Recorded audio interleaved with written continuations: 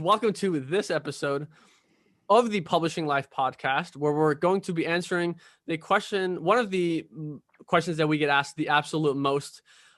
It's, are you guaranteed to make money with publishing? And I know a lot of people might see like that is a stupid question. That is a stupid question. Like, you start a business, is it guaranteed to be successful?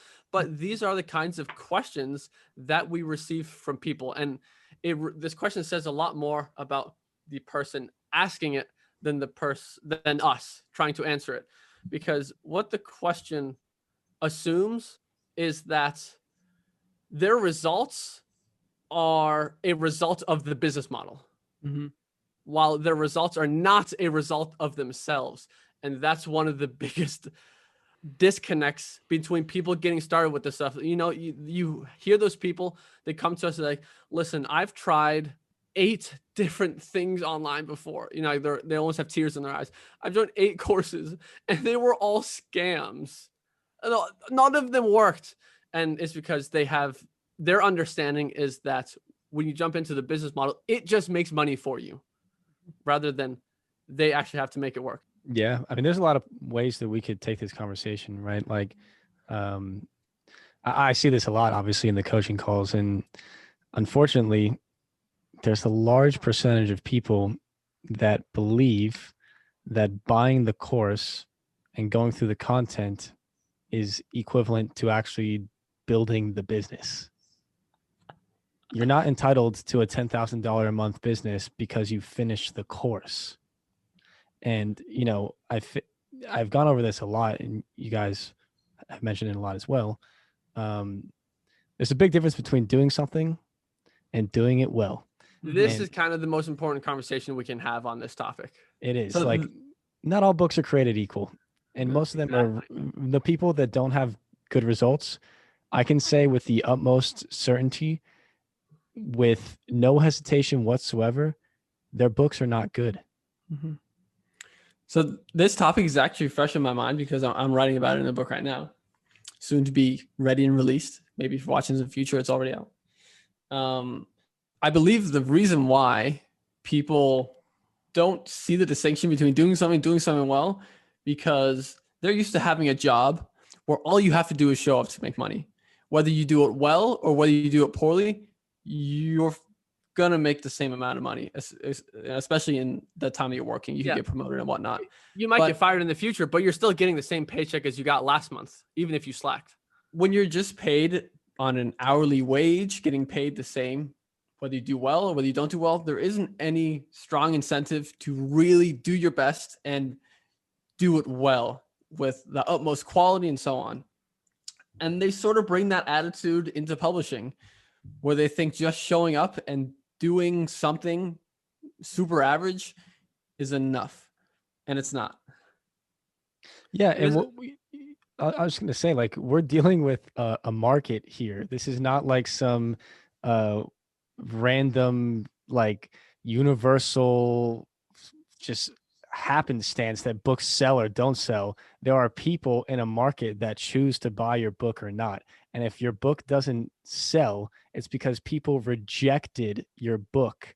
That's why, right? It's like the biggest mantra, the golden rule with publishing is what you put out is what you get back. If you garbage in, garbage out. If you put in poor quality work, you're going to get a poor quality result. And it doesn't need to get more complicated than that. Yeah, it's like some people, they almost expect it to work almost on an algorithmic level, where you put one book out there, you make X amount of money.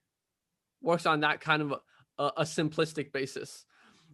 When it's on the GIGO, garbage in, garbage out level. It's like if you go into our email inbox and see all the support tickets we get, we'd ask this question a lot. Is this guaranteed to work?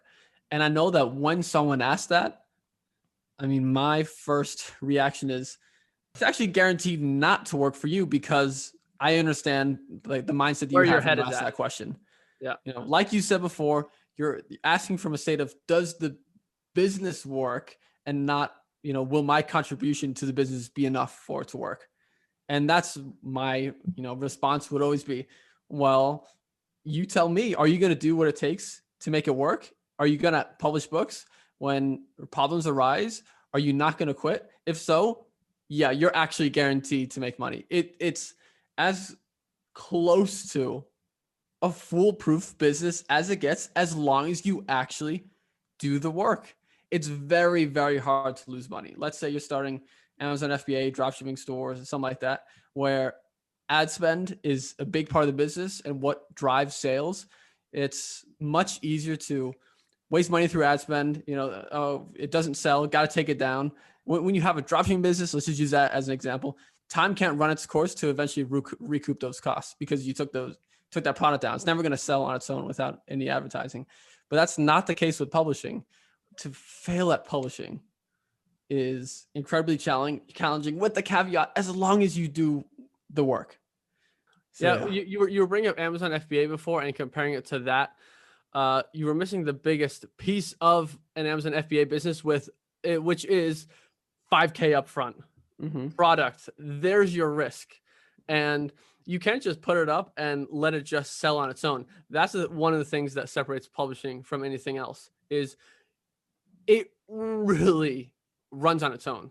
Like when you step away from it, of course, it runs on its own, and you can just sit back and do your thing. I want Alex to chip in on, because I feel like I know you have a different insight to what he just said. Yeah. Oh, yeah, for sure. I mean, publishing is one of the only businesses that I personally know of that you could start literally for free. You can write the book yourself. You can make the cover yourself. You can format it yourself. You can narrate it yourself if you really needed to. Like I don't know anything else besides maybe freelance work, which is more of a job.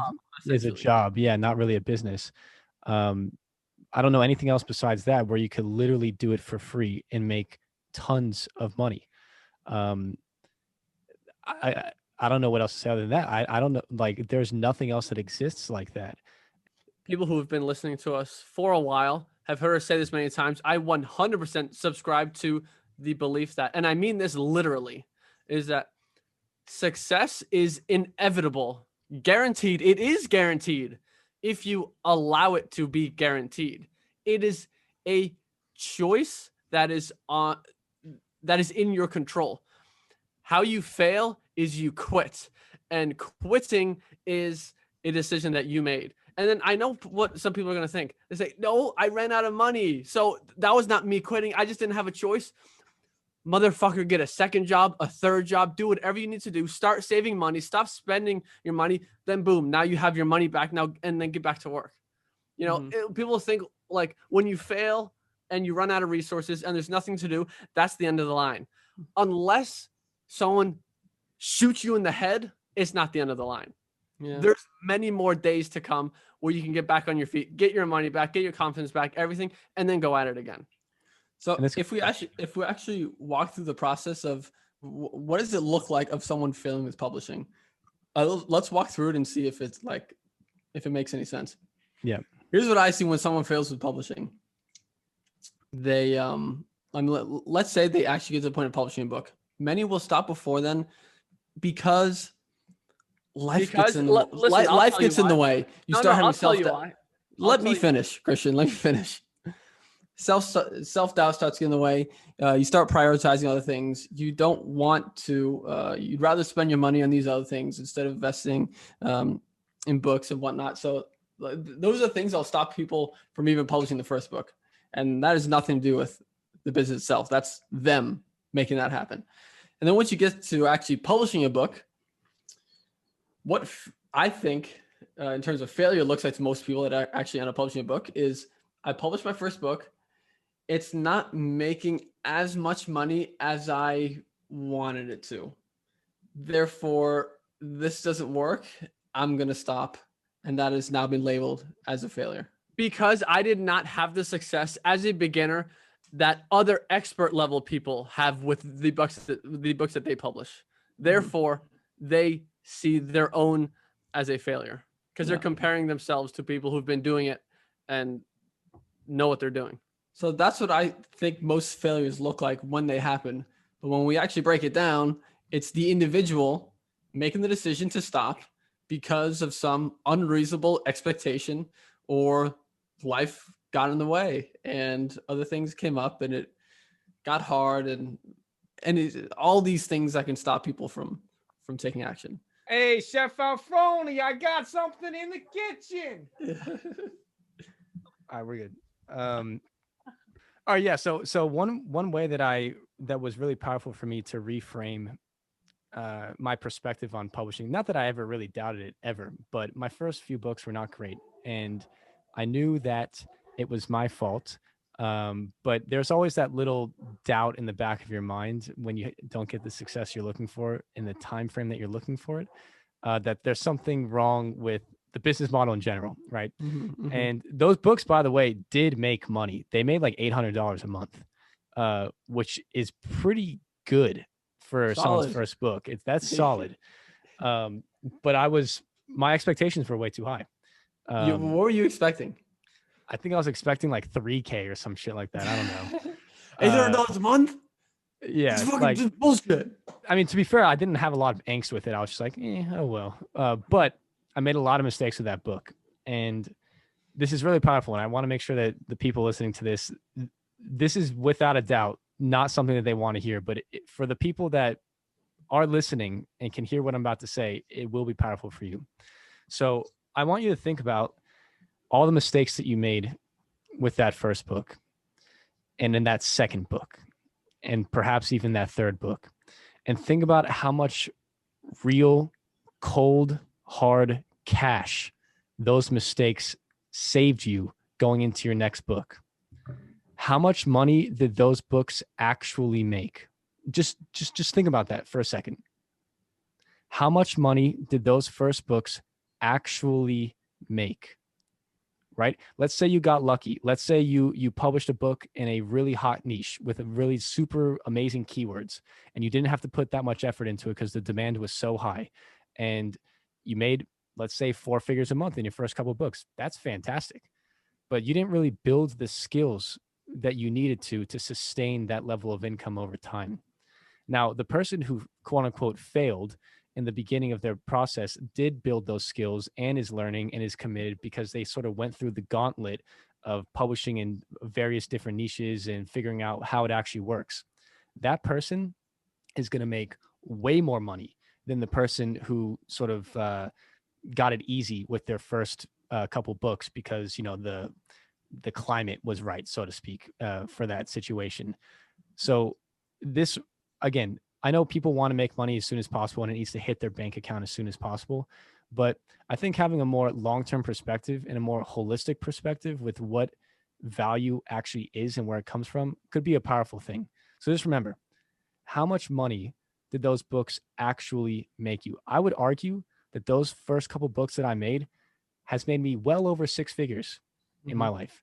Mm-hmm. The opportunities that they gave me, the people that I met from all those mistakes, the state of being that it forced me to be in to become successful, that is worth way more money than $10,000 a month or $8,000 or whatever your target is. And one other thing that I want to mention as well. It's a reframe. It's a reframe. And it's opening up your perspective. Right. And these things can be positive. Like and again, I was in a very similar state. If you guys listen to my story, I did not have any money doing this. I was in a very desperate state of being. My life was not good and not enjoyable. So I know what it's like to feel like your back is up against the wall and you need to make this work. And you want that money to hit your bank account as soon as possible. But a lot of times things don't really happen the way that we expect them to. And as a business owner, and especially as an entrepreneur, a lot of this is just rolling with the punches. And, I think the wisdom in all of this, is this guaranteed? The real true answer is yes, if you follow the path and you stay with it and you actually publish high quality books. It does not need to be more complicated than that. And it really is as simple as that. So that's facts, Alex. So I want to comment on just a funny little thing you said before. Just, people want the money to hit their accounts as soon as possible. I just want to say that if that's you, then you're better off having a job because they're going to pay you almost immediately. My point is that entrepreneurship requires patience. Entrepreneurship is not fast money. When you build a business, you're going to be putting up money, time, and effort in upfront without getting paid for that. And I think that's what happens to people, where they're putting in resources and they're not getting them out fast enough. And then they think, what's wrong? This isn't working. But it takes time to create books. It takes time to publish them. It takes time for them to take effect and just for everything to be implemented. But people want it to happen faster and so on. You get my point. So right, we're growing they're trees programmed. here. They're programmed for that. It's like growing a tree, right? Like if you want to get the fruit from that tree, it's going to take 6, 8, 10 years in a lot of cases to have that tree mature to the state. And by the way, it's a lot quicker with publishing, just for the record. But it's not like you just plant seeds in the ground and you magically get vegetables that just sprout out of the ground the next day. Life does not work like that. And one last thing I want to say too, because I really do think the question of, is this guaranteed, isn't really the real question. I think the real question is can this happen as soon as humanly possible, no matter what I do? And I want to sort of have another reframe for people that are asking that question. And I think it comes from a sense of entitlement. I think the word guarantee is an entitlement, which, is not the question that an entrepreneur would ask, which is totally fine. And maybe you would, maybe you're just it's just a part of the path, not judging anyone here whatsoever. But I want people to think about how long it took for them to go to college and how much money they spent to go to college. And then I also want you to think about how long it took you to get a job and how much money you're making from that job. And then also I want you to think about and ask yourself, are you making $10,000 a month with that job? Because that's just sort of the arbitrary target that most people have with their publishing business. I can almost guarantee that the vast majority of people listening to this have never made $10,000 a month in their life for a consistent period of time. So to come into a business model and expect that to happen overnight is completely unreasonable. And let's say you did get in a super amazing job, and how long did it take you to get promoted to where you're finally making $10,000 a month? I can almost guarantee for the vast majority of people, it did not take 6 months. So I think just having a little bit of perspective would be really healthy for people getting into online business in general. And that's not to say that you can't make this work very quickly. You can, but it's going to require a mindset that doesn't have this question in its head. Mm-hmm. So that wraps up the episode. We'll see you guys in the next one. But before, please be sure, leave a like. This isn't a YouTube video. It's a podcast. Can't leave a like. It's about that 5-star review, baby. That 5-star review, baby. Subscribe to the podcast, whatever platform you're watching on. Recommend it to a friend. Any suggestions you have for future podcasts, I don't know where to type it in. Somehow let us know. We'll see you guys in the next episode. Have a fantastic day. Bye-bye. Go to publishinglife.com if you want to learn more.